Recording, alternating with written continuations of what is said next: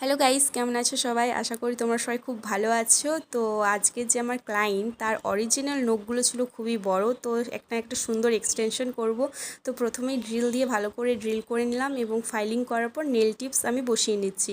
তো নেল টিপসটা বসানোর পর এখানে আমি 401 গ্লুটা ইউজ করি। এটা খুবই ভালো এবং এটা অনেক দিন স্টেও করে। তো যেহেতু এখানে ক্লায়েন্ট আমার একটা রাউন্ড শেপ চেয়েছিল, তো তার পছন্দে একটা রাউন্ড শেপ দিয়ে নিলাম, হালকা করে বাফ করে নিচ্ছি এবং বিল্ডার জেল অ্যাপ্লাই করেছি। এখানে 2 কোট বিল্ডার জেল অ্যাপ্লাই করার পর আমি এখানে বাফ করে নিচ্ছি।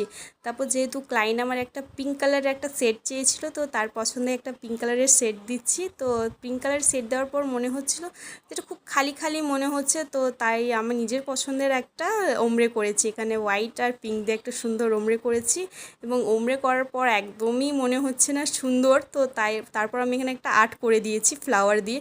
তো আর্ট করার পর কেমন হয়েছে আমাকে অবশ্যই জানিও। টাটা, কমেন্টে অবশ্যই জানিও।